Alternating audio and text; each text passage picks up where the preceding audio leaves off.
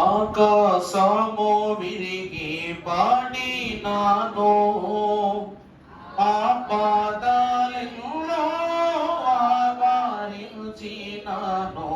ఆకాశము విరిగి పాడినాను, ఆపదలను ఆవరించినాను. అమరేశ్వరుడే సుడు అనుదీనమో, నన్ను వీడుగాక నడిపించును. అమరేశ్వరుడే సుడు అనుదీనమో, నన్ను వీడుగాక నడిపించును. గానాని నేల భయపడవలెను, నేనేలా చింతించవలెను. నా యేసుడు నాకుండగా నన్నేమి ఏమి చేయడు. ప్రభుపాద సన్నిధి గుడారములో హృదయ చిద్విలాస సంపన్నుడై ఉన్న దేవుని పరిశుద్ధ నామము ధరింపజేయబడినట్లు ఈ పరిశుద్ధ మాసములో, తృతీయ మాసములో, త్రిత్వ మాసములో త్రిత్వ దేవుని కాపుదలను ఎంచిగలిగి ప్రార్థించుటకు వచ్చిన మనెల్లరకును సమాధాన శుద్ధీకరణ ఆత్మ ప్రభావము త్రిత్వ దేవుడు దయచేయును గాక. ఆమేన్. అందరికీ ఈ నూతన మాస తొలి మరణాత మీ తోటి వారులకు మన్నా చెప్పుకోండి. ఈ నూతన మాసములో మీ తెల్లటి వస్త్రాలకు రక్షణ అనుజోడు దొరికిన మన సలాము, లేకపోతే మన మర్యాద, లేకపోతే మన సిద్ధపాటు మాట మరణాత దేవుని కృప మనకు తోడైండును గాక. దేవుని యొక్క వాక్యం ధ్యానం చేసుకుందాం. మరి పోయిన వారం మీకు మాట ఇచ్చాను, సకాలమున ముగింపు చేసుకోవాలి. వేసవి కాలము బట్టి మనం కొన్ని విషయాలు తగ్గింపు చేసుకుంటూ, రాత్రి అయితే వదలం, రాత్రులు అయితే నేను వదలను. నేను చెప్పాలనుకున్నాను, చెప్తున్నాను, మీరు వింటున్నారు, చాలా సంతోషం. పగటి పూట మరి మిమ్మల్ని దృష్టిలో పెట్టుకోవాలి, కాస్త నన్ను కూడా దృష్టిలో పెట్టుకుని మరి ఇబ్బంది కలగకుండా. వాక్య క్లుప్తతలో ఏమాత్రం మార్పు ఉండదు, అంటే సమయం గురించి కాదు, చెప్పే వివరంలో మార్పు ఉండదు, సమయం తగ్గిస్తాం అంతే. దేవుని యొక్క వాక్యాన్ని దినం ధ్యానం చేసుకుందాం. పరిశుద్ధుడు యెషయా రాసిన గ్రంథం 53వ అధ్యాయము ఆరంభం నుండి చదువుకుందాం. మేము తెలియజేసి ఉన్న సమాచారము ఎవడు నమ్మెను? యెహోవా బాహువు ఎవరికి బయలుపరచబడెను? లేత మొక్కల వలెను, ఎండిన భూమిలో మొలచిన మొక్కల వలెను అతడు ఆయన ఎదుట పెరిగెను. అతని స్వరూపమైనను సొగసైనను లేదు. మనము అతన్ని చూచి తరువాత అతడు తృణీకరింపబడిన వాడు ఆయను,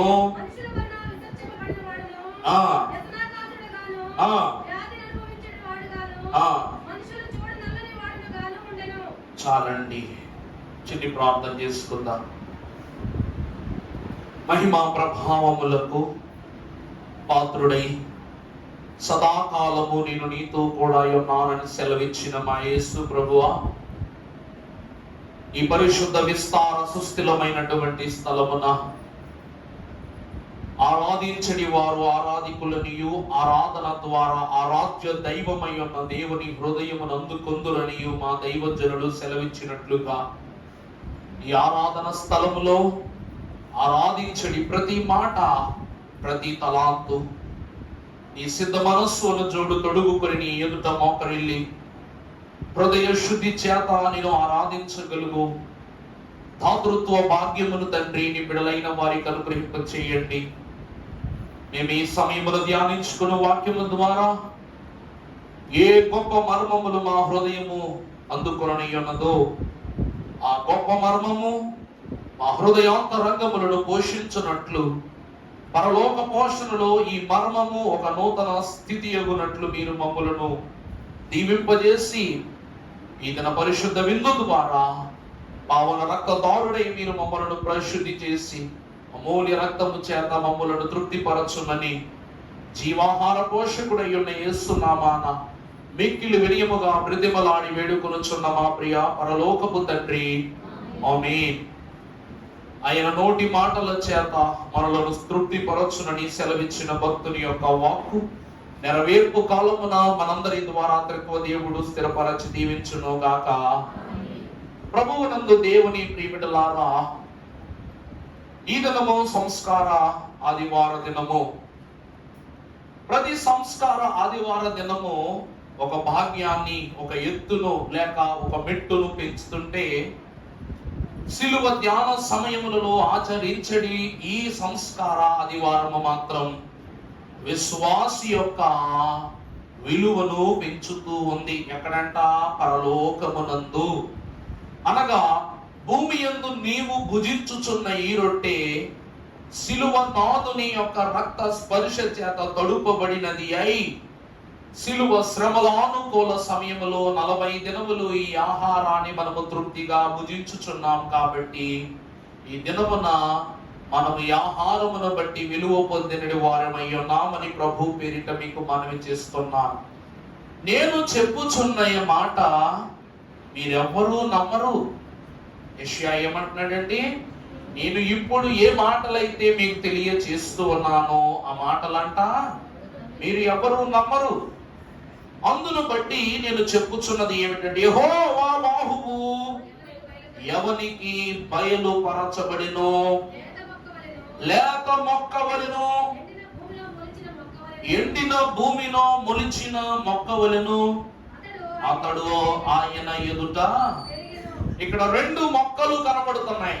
మొదటిది లేత మొక్క, రెండవది ఎండిన భూమిలో మొలిచిన మొక్క. ఫాదర్ దేవదాసయ్య గారు ఈ వాక్యాంశమునకు పెట్టిన పేరు కల్వరి శిలువ కన్యక విలువ అన్నారు. ఏమిటంటే, కల్వరి శిలువ వలన కలిగిన కన్యక విలువ. కల్వరి శిలువ రక్తము ద్వారా రాకడ కన్యక యగు, కళంకము లేని కన్యక యగు మనకు ఏం పెరుగుతుందంట? విలువ పెరుగుతూ ఉందంట. అందుకే ఈ మాట ఈ లోకములో మీరెవ్వరికి చెప్పినా కూడా మీరేం కారు, నమ్మరు అంటుంది దేవుని యొక్క వాక్యం. ప్రభువునందు దేవుని ప్రియబిడ్డలారా, ఎండిన మొక్క అనగా మనుష్యుడు లేక మనము, లేత మొక్క అనగా యేసుక్రీస్తు ప్రభు. ఆయన ఎవరు అనగా దావీదు వేరు చిగురు. ఆయన లేత మొక్క వంటి వారు. అంతటి లేత మొక్క అయి ఉన్న యేసుక్రీస్తు ప్రభువు ఎండిన భూమిలో అనగా నరుని యొక్క శాప క్రియల ద్వారా నేల శపింపబడి ఉన్నదని మనం చూస్తూ ఉన్నాం. భూమి ఏమైపోయిందంట? జీవ జలములను, నదులను, దాని యొక్క ప్రవాహ స్థితిని పొందుకొనని ఎండు భూమి వలె మార్చబడి ఉన్నదంట. ఆ భూమిలో పెరుగుచున్న మొక్క అనగా మనం ఎలా బ్రతుకుతున్నాం? ఎండిపోయిన వాని వల్ల బ్రతుకుతున్నాం. కానీ యేసుక్రీస్తు ప్రభు ఎలా పెరిగాడంటండి?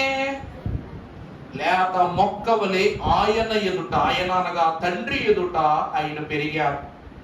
కానీ ఇక్కడ విచిత్రము, విడ్డూరము ఏమిటి అంటే, ఎండిన మనము చిగుర్పు చేస్తూ ఉన్న లేత మొక్క వంటి ప్రభువు మన నిమిత్తము ఎండిపోయిన మొక్క వలె మార్చబడిన వారై ఉన్నారు.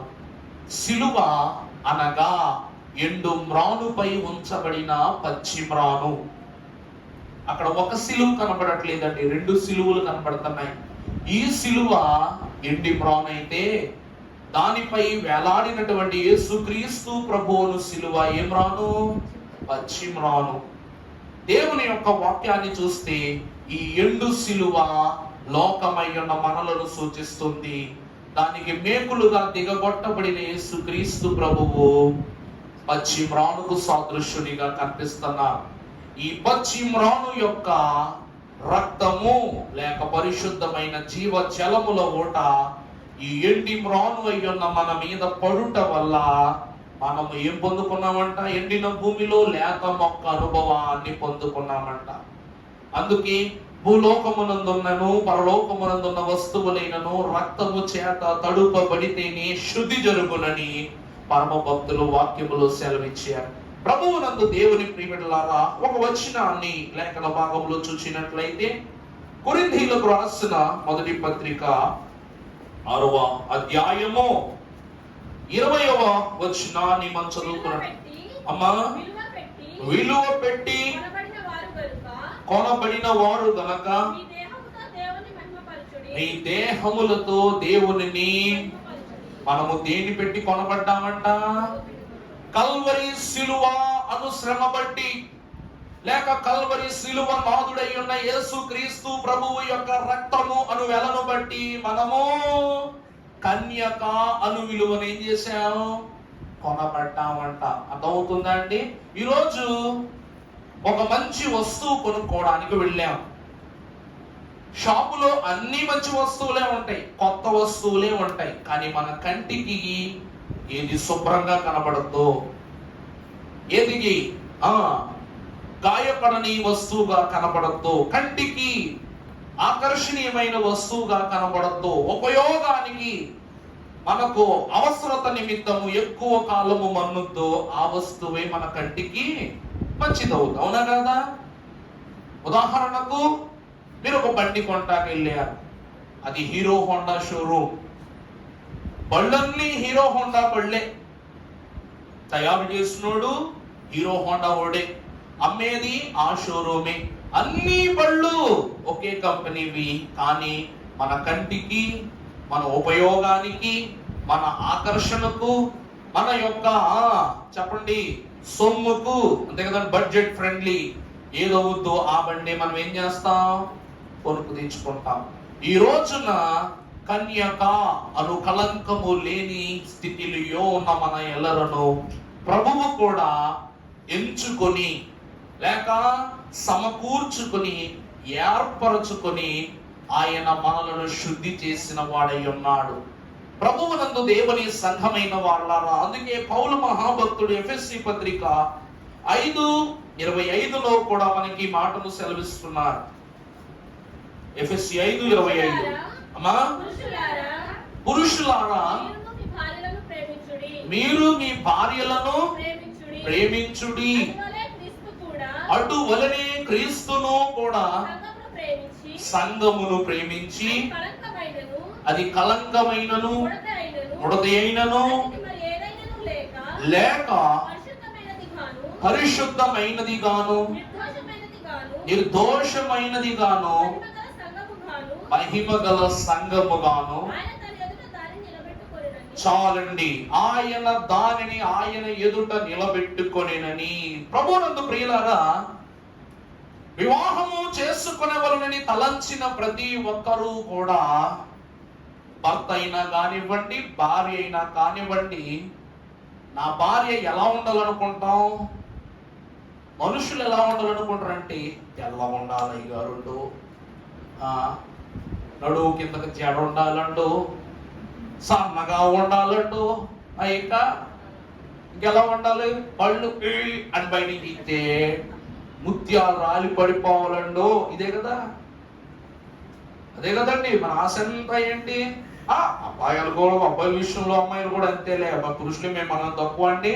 మనం ఎలా సన్నగా తెల్లగా పొడుగు జడలేసుకుని మనకు సఫరీ చేస్తూ అసలు ఇబ్బంది లేకుండా మనం ఆకర్షించే విధంగా ఎలా ఉండాలనుకుంటాము. స్త్రీలైనా అంతే. మా ఆయన సన్నగా ఉండాలి, తాడి చెట్టులాగా ఉండాలన్నమాట. నేను ఇంటికి సారి పట్టుకొచ్చి నా బిందులు వగేరా వగేరా అలా పైన పెడితే స్టూల్ వేసుకోకుండా దబేలు మన అందించి నా చేతికి ఇచ్చేసి ఇలా వండాల. నేను వంట చేసేటప్పుడు వంకలు పెట్టే భర్త నా గృహకూడదు. అంతే కదండి మీ ఆడవాళ్ళందరూ. మీ చాలా చిన్న చిన్న కోరికలు. నేను ఏది అడిగినా సరే కొనిచ్చేయాలి. ఈ విషయంలో మాత్రమే బలైపోతాంలేండి. ఎందుకంటే మీరు చిన్న కోరికలు కోరరు. చిన్న కోరికలు కోరతారు ఆడవాళ్ళు. నాకు డైమండ్ నెక్లెస్ కొనిమ్మంటారు, ఆడ కొనిచ్చేది. దీనికోసం మళ్ళీ బ్యాంక్ వాళ్ళ దగ్గరికి వెళ్ళి లోన్ తీసుకోవాలి. ప్రభునందు ప్రియులారా, కానీ వాక్యం ఏమంటుందంటే, ప్రభువు తన భార్యను అమ్మా చదువునన్న మాట వస్తుంది. ఎఫెసీ పురుషులారా, పురుషులారా మీరును మీ భార్యలను ప్రేమించుడి. మీ భార్యలను ప్రేమించుడి.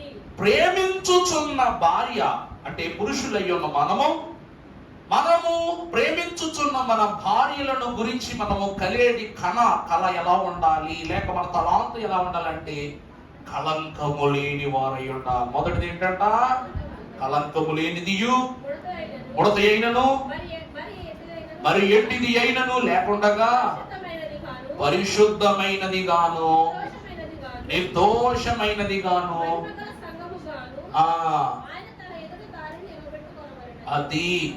కాబట్టి నీకు రాకడను ఇవ్వబోవు వరుడయ్యున్న యేసుక్రీస్తు ప్రభు పరిశుద్ధుడా లేక అపరిశుద్ధుడా? చెప్పండి గట్టిగా. నోట్లో దాచుకునే విషయాలు కాదు ఇవి. కళ్ళు మూసుకునైనా, నిద్రలో లేపినా, మరణమైన తరువాత లేపడిగినా కూడా ఏమని చెప్పాలి మన ప్రభువును? పరిశుద్ధుడు. ఎందుకంటే తలపులో నేను ఆయనను తట్టు చూచినా గాని రవ్వంతైనను నాకు ఆయనలో నేరంబు కనబడలేదు. పోని జనులు చెప్పిన మాటలన్నీ వినైనా ఆయన పైన నేరస్థాపన చేద్దామంటే అప్పుడు నాకు ఆయన విషయంలో నేరం దొరకలేదు. చూసిన చూపులో తప్పు లేదు, మాట్లాడే మాటలో తప్పు లేదు, వినే వినికిడిలో తప్పు లేదు, ప్రవర్తించే ప్రవర్తనలో తప్పు లేదు.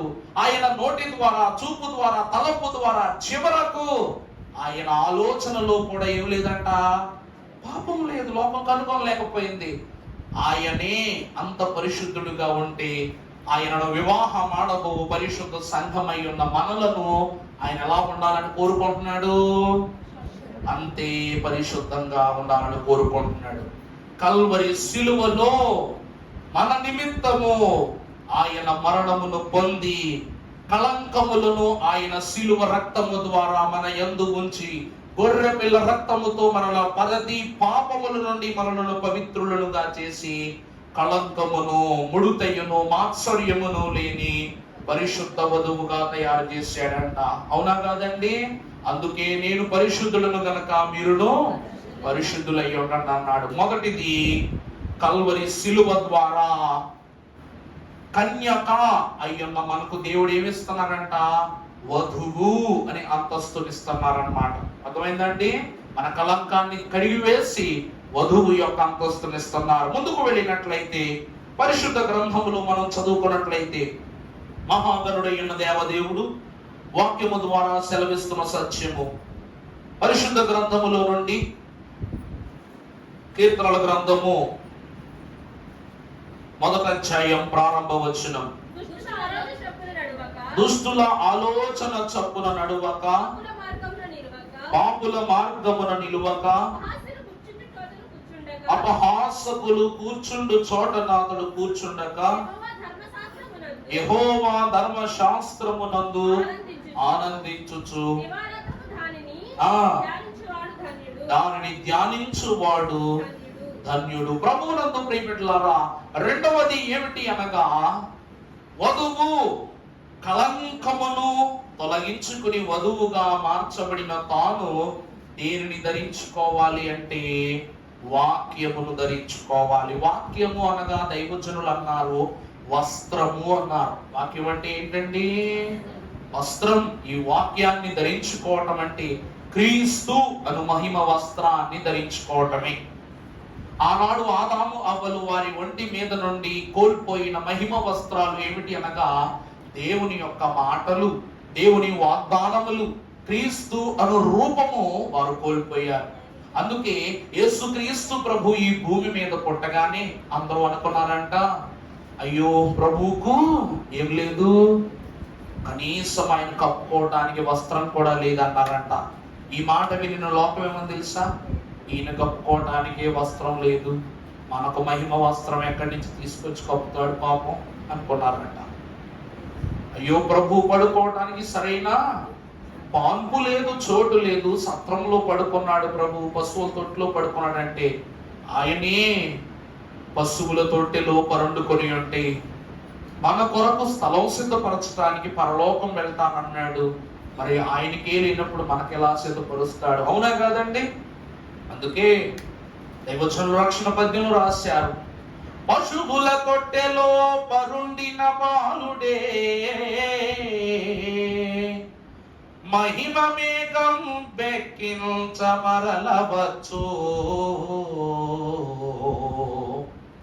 ఒత్తి గుడ్డలతో చుట్టబడిన యావాలుడే మహిమ వస్త్రంబు గప్ప మరలవచ్చు, మగ కొరకై మృతుడై సజీవుడై ఉన్న యావాలుడే మహిమ రాజ్యంబు కొనిపోవ మరలవచ్చు.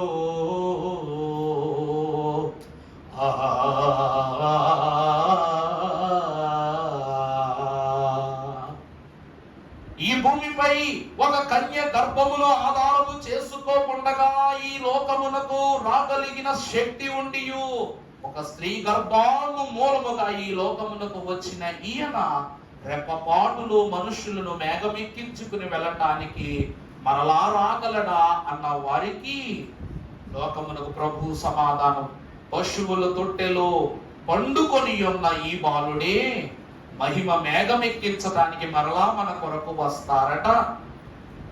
మన కీర్తన పుస్తకాల్లో పాటు వస్తాడయ్యా యేసు వస్తాడయ్యా, ఆకాశ వీధికి వస్తాడు.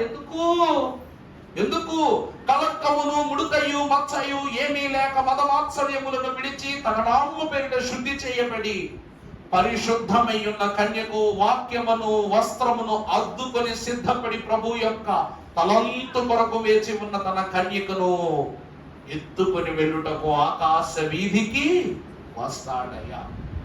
ఈ వాక్యమును ధరించుకుని వాడు దుష్టుల ఆలోచన చప్పున నడువని వాడు, పాపుల మార్గమును నిలువని వాడు, అపహాసకుడు కూర్చుండు చోట కూర్చుండువాడు.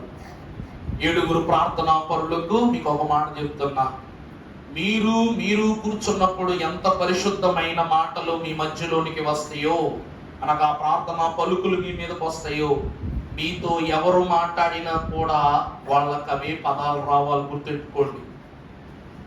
ఆ మాట అర్థమైందండి?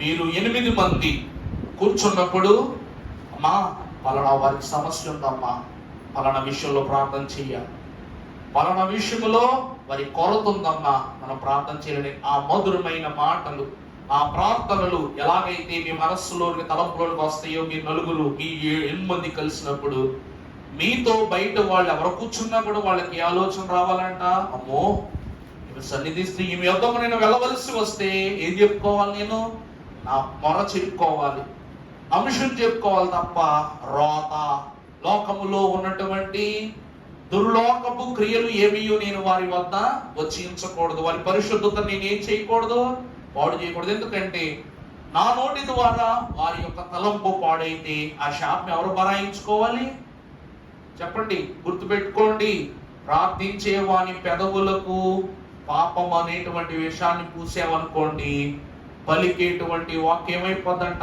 పాపం అయిపోద్ది.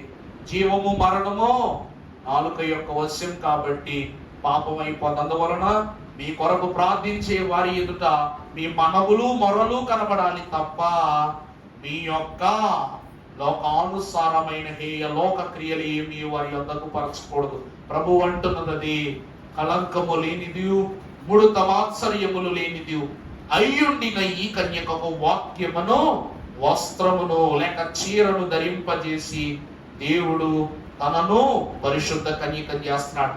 ఈ వస్త్రము మనకు అనుగ్రహింపబడినది శిలువ ద్వారా. అర్థమైందండి?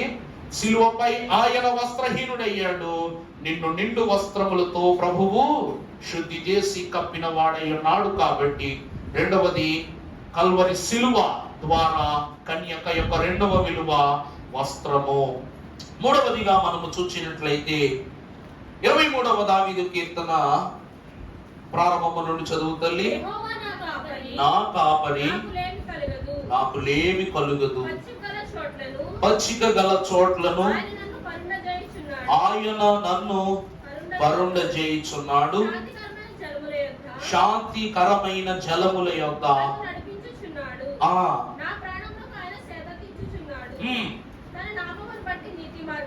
నీతి మార్గములన్నిటిలోనూ ఆయన నడిపిస్తున్నాడు.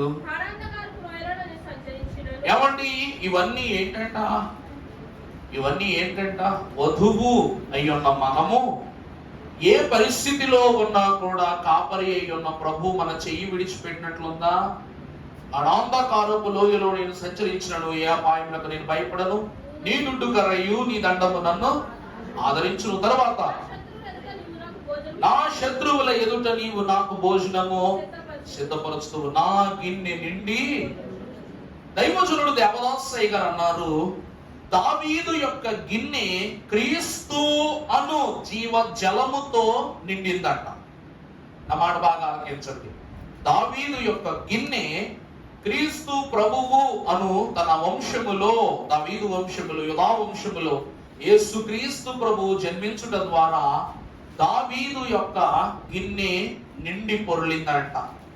అలాగనే క్రీస్తు ద్వారా, అనగా ఆయన గర్భమునందు గాయపరచబడినటువంటి నీరుయు రక్తము ఏకధారగా కారుట ద్వారా విశ్వాసి లేక వధువు యొక్క గిన్నె ఏమైంది చెప్పండి? నిండి పొర్లింది. దేవుని వాక్యము ద్వారా భక్తులు అన్నారు, నా గిన్నె నిండి పొర్లిన అనుభవమే కల్వరి శిలువ ద్వారా కన్యకకు దేవుడిచ్చిన 3వ విలువ, జీవ జలముల శుద్ధి. జీవ జలముతో వధువుని ఏం చేస్తున్నాడు ప్రభువు? శుద్ధి చేస్తూ ఉన్నాడు. మీకు గతించిన దినాలలో ఆదివారం ఒక వర్తమానం చెప్పాను. ఏంటది? వధువు సంఘము చేయవలసిన 7 స్నానాలు చెప్పాను. గుర్తుందా? గుర్తుందన్న ఒకసారి చెయ్యద్దాం ప్లీజ్. చాలా మా బంగారు మన్నాత మన్నాత. ఇంకెవరు గుర్తుంది? నీకు కూడా మన్నాత, నీకు మన్నాత. మిగిలిన వాళ్ళందరికీ వద్దులే, మిమ్మల్ని ఏమనంటే నన్ను ఏమని చేస్తారు, ఇంకొంటారు. వధువు ఆచరించవలసిన 7 స్నానాలు చూస్తే 2-3 స్నానాలకు మనం బాగా తెలిసింది. బాప్తిస్మమే మొదటి స్నానం, విశ్వాసులమైనందుకు గాను వధువు సంఘం చేస్తుంది. ప్రతి దినము వాక్యముతో ఉదక స్నానం చేస్తున్నాం మనం. ప్రభు యొక్క రక్తములో స్నానం చేస్తున్నాం. తర్వాత గాజు సముద్రంలో స్నానం చేస్తాం. జీవ జలములు నది అయ్యున్న దేవుని యొక్క ఓటగా మార్చబడినట్లు గాజు సముద్రంలో మనం శుద్ధి చేసుకుని మనం వెళ్తాం. ఇలా కొన్ని 7 స్నానాలు వధువు ఆచరించి తను తాను పవిత్రపరచుకుని ప్రభు రాకడలోని ప్రవేశించినందువలన ప్రభు అంటున్నారు, నీ అనుభవము నిండి పొర్లే అనుభవం అయి ఉండాలి. అనగా మన విలువ శుద్ధి ద్వారా కలుగుతుంది. తర్వాత మనము చూస్తే మరి ఇంకా ఎక్కువ సమయం తీసుకుంటా, 10 నిమిషాలే ముగింపు, త్వరగా చెప్తున్నాను. పరిశుద్ధ గ్రంథములో మనం చూసినట్లయితే యోబు గ్రంథం 11వ అధ్యాయం 5వ వచనం చదువమ్మా. ఆయన నీతో వాదించినను మేలు, నీకు తెలియజేసిన మేలు, అప్పుడు జ్ఞానము నీవు తెలుసుకొందువు, నీ దోషముల యందు అధిక భారము దేవుడు మర్చిపోయి ఉన్నాడని. చివరి విషయం ఏమిటి అంటే దేవుడు మాట్లాడుట. ఈరోజు భార్య భర్తలైన వారు ప్రతి విషయాన్ని కూడా వారిలో వారు ఏం చేయాలంట? మాట్లాడుకోవాలి. భర్త మాటకు ప్రమాణం చేయించడం చెప్తాం కదా. భర్త మాటకు భార్య, భార్య మాటకు భర్త ఏమివ్వాలి? విలువ ఇవ్వాలి. వారి మధ్యలోనికి వాళ్ళు తల్లిదండ్రులైనప్పటికీ కూడా వారు ప్రవేశిస్తే వాళ్ళు 3వ వ్యక్తి అవుతారు. తల్లిదండ్రులు ప్రవేశించిన వాళ్ళు ఏ వ్యక్తి అవుతారండి? 3వ వ్యక్తి అవుతారు. ఎందుకంటే ప్రభు సెలవించారు, నీవు నీ కుటుంబమును నీ సకల సర్వ క్రియలని విడిచి నువ్వు నీ భర్తను హత్తుకుంటావు. అలాగనే నీవు కూడా సర్వమును విడిచిపెట్టి ఎవరిని హత్తుకోవాలి? నీ భార్యను హత్తుకోవాలి. దేవుడు హత్తుకొనము అని ఎందుకు చెప్తున్నాడు తెలుసా? ఆయన బాబు ఒకసారి ఇలా రాబు, ఈ కుర్చీ 2 కుర్చీలేంటి, కూర్చోపెట్టుకుని అక్కడి చైర్లు ఫుల్ అయిపోయింది. అలా చైర్లు కావాలి మనకి, అలా ఏం కూడా కావాలనుకోండి. ఆ చైరే చెప్ప. దేవుని యొక్క కృప సఖ్యతను బట్టి ప్రియులారా, ప్రతి మనుష్యుని యొక్క స్థితి యందు దేవుని మాట ఎంతో అనివార్యమై ఉన్నది. ఒక వాక్యాన్ని మనము ఇక్కడ చూస్తున్నాం. దేవుడు నాతో మాట్లాడిన మేలు, ఆయనే నాతో వాదించిన మేలు, కాబట్టి జ్ఞాన రహస్యాలు నాకు తెలియజేసిన మేలు. ప్రభువునందు ప్రియబిడ్డలారా, భార్యాభర్తలు మాట్లాడుకుంటారు, బాగుంది, చాలా బాగుంది. మనుషులు అందరూ బయట వాళ్ళు కూడా మాట్లాడుకుంటారు కదండి. ఇక ఒకటి. రెండవది, ఆయనే నాతో వ్యాజ్యమాడిన మేలు. భార్యాభర్తల గొడవలు మేలు కోసమా కీడు కోసమా? చెప్పండి. అవునా? గొడవ మేలు కోసం. మా ఇంట్లో గొడవలు జరుగుతున్నాయి అయ్యగారు, నాది పై చేయి అయ్యి ఉండాలి అన్నోళ్ళు ఎంతమంది ఉన్నారు ఇక్కడ? వాదంలో నేనే నగ్గాలా? మా భర్త నా మాటే వినాలా, లేక నా భార్య నా మాటే వినాలా? వాళ్ళు ఎంతమంది ఉన్నారు? అందరూ అంతే. కానీ చివరికి తగ్గేది మాత్రం పురుషులే. మేము మంచోళ్ళు, మంచోళ్ళు. ఎందుకో చెప్పనా? మిమ్మల్ని తిట్టామంటే మాకు టీ కాఫీలు ఎవరో మాకు రావు, అన్నం పెట్టరు మాకు రావు. అవునా కదా? మీరు మంచోళ్ళే. ఎందుకో తెలుసా? ఎంత తిట్టినా నా భర్తే కదా, నా భర్త కాకపోతే నన్ను ఎవరు తిడతారు? అవునా కదండి? దేవుని వాక్యం యొద్దకు వచ్చిన వాళ్ళారా, ప్రభువును మనము ఎంత నిందించినా ఆయన ప్రేమే చూపించాడు, కానీ ఏ రోజైనా కోపం చూపించారా? చెప్పండి. ప్రభువు ఎంత పరీక్ష పెట్టినా ఈ రోజుకు నువ్వు నెగ్గటానికి ప్రభువులో సిద్ధమవటానికి ప్రయత్నిస్తున్నావు, కానీ నా ప్రభువుని అన్నిటికీ ఇలా హింసిస్తున్నాడు, ప్రభు మీద నెపం మోసావా? దేవుని వాక్యమును బట్టి చూస్తే ఎందుకు దేవుడు వాక్యం ఒకటి, సంఘం ఒకటి, ఐక్యత ఒకటి అన్నారంటే, దేవునిని రుచి చూచి తెలుసుకున్నవాడు ఆయన చేసిన ఏ క్రియను కూడా ఎంచి చూపించడు. అందుకే ఆయన నాతో మాట్లాడినా, ఆయన ఏ మాట మాట్లాడినా మేలు. ఇప్పుడు భర్త భార్యకి చెప్తుంది, భార్య భర్తకు చెప్తుంది. దేనికోసం చెప్తారు? వీళ్ళెవరు ఎందుకు మాట్లాడుకుంటారు? మేలు కొరకు. ఈరోజు దేవుడు తన శరీరమును విందుగా మార్చి, ద్రాక్షస్సమును తన రక్తమును ద్రాక్షస్సముగా మార్చి మనకి ఎందుకు ఇస్తున్నాడు? దేని కొరకు ఇస్తున్నాడు? మేలు కొరకు. ఆయన ఏమని చెప్తున్నారండి? ఇది నా శరీరము. దేవుడు మాట చెప్పాడా లేదా? విందిచ్చే ముందు మాట చెప్తున్నారా లేదా? రెండవది, ఇది నా రక్తము. ఇది కూడా ప్రభు చెప్పారు. దీనిని పుచ్చుకొని తినుడి, త్రాగుడి, దాని ద్వారా మీకు ఏం కలుగుద్ది? మేలు కలుగుద్ది. రెండవది, వ్యాజ్యమాడుట. ఇస్కరియోతు యోధా విషయములో, యోధా నువ్వు తప్పిపోతున్నావు, నువ్వు చెడిపోతున్నావు, నువ్వు మారిపోతున్నావు అని ప్రభువు పలుమార్లు యోధాకు తన తలంపునకు తగినట్లుగానే ఉదాహరణలు చెప్పారు. నాతో పాటు ఈ పాత్రలో చెయ్యి ఉంచిన వాడు నన్ను అప్పగించని వాడని ప్రభువు చెప్పాడు. అప్పుడైనా అర్థం చేసుకోవాలి కదా ప్రభువుకు సమస్తము బాధపడిందని. యోధాను సైతము కాపాడుటకే దేవుడు తన మేలును సంకల్పించుకుని ఉన్నారు. ఆయనే తన జ్ఞాన రహస్యమును నాకు బోధించిన మేలు. ప్రభువునందు దేవుని ప్రియబిడ్డలారా, ఈ క్రియ జరుగుట ద్వారా నా దోషములలో అధిక భారము ఆయన నా యొద్ద నుండి, నా తలంపు నుండి మరచిపోయి ఉన్నారని వాక్యములో ఉంది. ఇక్కడ భక్తులు ఏమంటున్నారంటే, సిలువ మాట ద్వారా మనం ఈరోజు గర్వించని స్థితిలో ఉన్నాం. సిలువను మాట ద్వారా, దేవుడు పలికిన 7 మాటల ద్వారా మనకి ఈరోజు ఏం కలుగుతుంది? మేలు ద్వారా ఈరోజు గర్వించని స్థితిలో ఉన్నాం. రెండవది, సిలువ ద్వారా ఈ 7 మాటల ద్వారా మనకి ఏం కలుగుతుంది? విలువ కలుగుతూ ఉంది. మనము విలువ పెట్టి కొనబడిన వాళ్ళం. ఏం పెట్టి కొనబడిన వాళ్ళం అండి? విలువ పెట్టి కొనబడిన వాళ్ళం. మూడవది, ఈ విలువ ద్వారా మనకు రక్షణ అనే బహుమానాన్ని దేవుడిచ్చాడు. ఈ రక్షణ ద్వారా ఈ రోజు మనకు గుర్తింపు వచ్చింది. ఈ రోజు మనకి ఏమొచ్చిందంటే గుర్తింపు వచ్చింది. ఏ గుర్తింపు వచ్చింది? అందరూ నాతో కలిసి పాడండి. వరుడు వధువు నొకటే గనుక, వరుడు వధువు నొకటే గనుక, విరివిలేదను చున్నది, వీరువురు వేరు కాదనుచు ఉన్నది. త్వరగలో ఈ తరుదము పతులుగా త్వరగలో తరుదము పతులుగా మరుగు చుండ్రను చున్నది నీరుకు బ్రతుకను చున్నది నీరుకను చున్నది వధువు సంగము వరుని కొరకు ఎదురు చూచుచున్నది.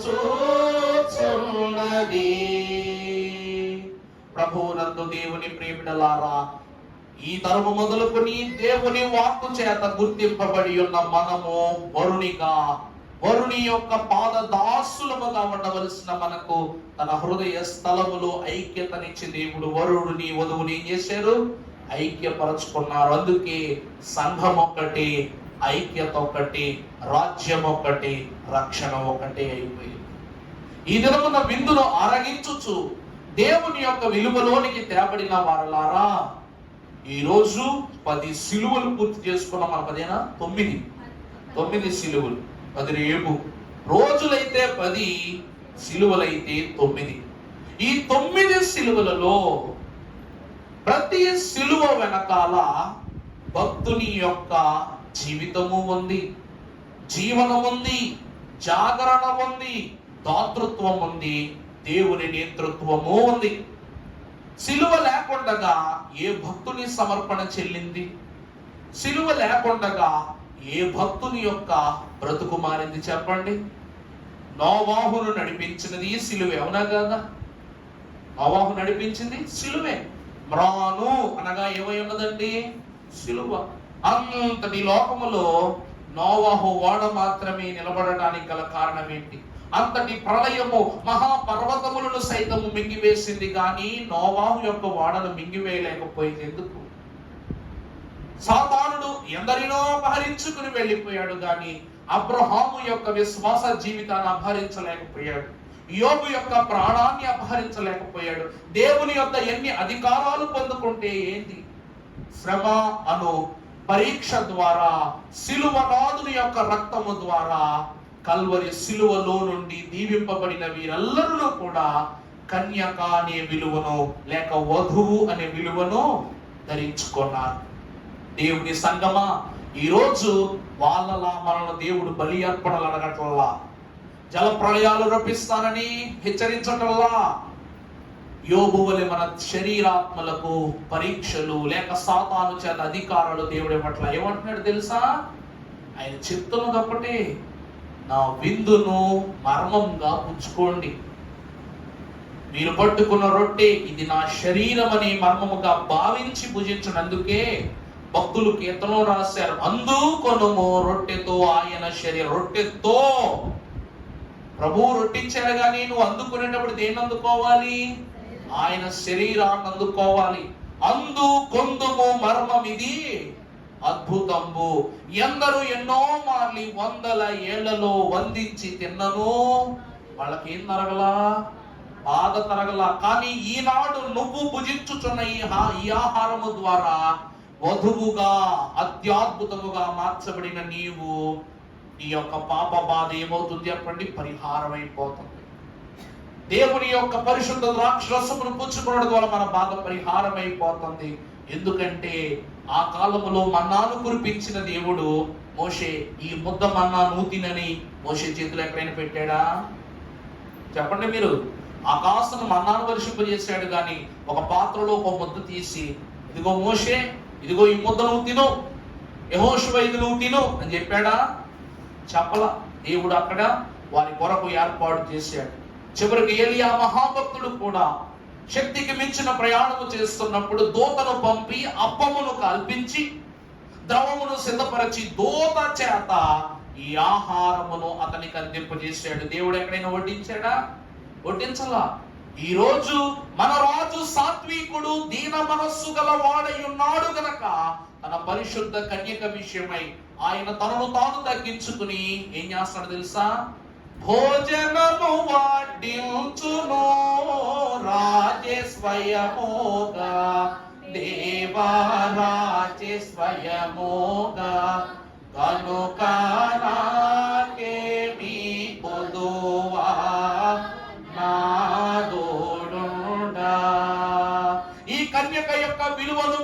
రక్షించుటకు తానే పరిచారకుడే ఈ లోకమునకు వచ్చి సమస్త సృష్టికి రాజు అయ్యున్నప్పటికీ కూడా ప్రభువు మనకు చేసిన గొప్ప సపర్య ఏమిటి అంటే మనలను రక్షించుట నిమిత్తము ఆయన పాదములు పట్టుకుంటే చాలని మన పాదాలను ప్రభువు పట్టుకోవటం. దేవుని యొక్క ఉనికిలో సాగుతున్న మనందరకును మన తండ్రి గారు చెప్తున్న మాట ఈ సత్యమే. విందు కనువిందు చేస్తుందంట. విందు ఏం చేస్తుందంటే రానున్న దినములలో కనువిందు చేస్తుందంట. ఈ కనువింది రేపటి పరలోక రాజ్యములో ప్రవేశించుటకు సందును ఏర్పాటు చేస్తుందంట. అర్థమైందా? ఆ జీవమునకు పోవు మార్గమును నేనే. సందు అని ఎందుకు చెప్తున్నానంటే, అదేంటే గారు సందు అంటున్నారు, సందు అనే పదం వాడాలి. ఎందుకు వాడారంటే మనము ఇరుకు మార్గము గుండానే వెళ్ళాలి కాబట్టి. ఇరుకు మార్గము గుండా ప్రవేశించువాడు విశాలమైన స్థలమును పొందుకుంటాడు. విశాలమైన మార్గముగా వెళ్ళేటువంటి వాడు ఇరుకైన స్థలములో కృషించిపోతాడని ప్రభు అంటున్నారు. అందుకే విందు మన కన్నులకు కనువిందు చేసి మన కంటికి పరలోకమునకు చేర్చబడబోవు సందును మన కంటికి స్పష్టం చేస్తుంది. కాబట్టి మనము ఏమి పెట్టి కొనబడిన వాళ్ళం? విలువ పెట్టి కొనబడిన వాళ్ళం. ఈ కన్యక విలువైనది కాపాడుకో, నీ కన్యాత్వాన్ని కాపాడుకో. పురుషులారా, స్త్రీలారా, విశ్వాసులారా, దేవుని బిడ్డలారా, కళంకము అనగా ఈ లోకములో ఉన్నవన్నీ, కన్యత్వము అనగా పరలోక రాజ్యము కోరుకునేవన్నీ, అవన్నీ ఒకే చోట మనకు దేవుడు అందిస్తున్నాడు. అదే సిలువ సన్నిధి, అదే మనకు పెన్నిది. దేవుని యొక్క ఉనికి అయి ఉన్నది కనుక దేవుని మార్గములో సుస్థిరముగా ఆయన రక్షణలో ప్రబలింపబడగలుగు ధన్యత పరిశుద్ధ కన్యక అయి ఉన్న మీ ఎల్లరకును తండ్రి అనుగ్రహించును గాక. ఆమె మహోన్నతుడా స్తోత్రములు. ఈ కృతి మాటలు మాలో ఫలింప చేయండి.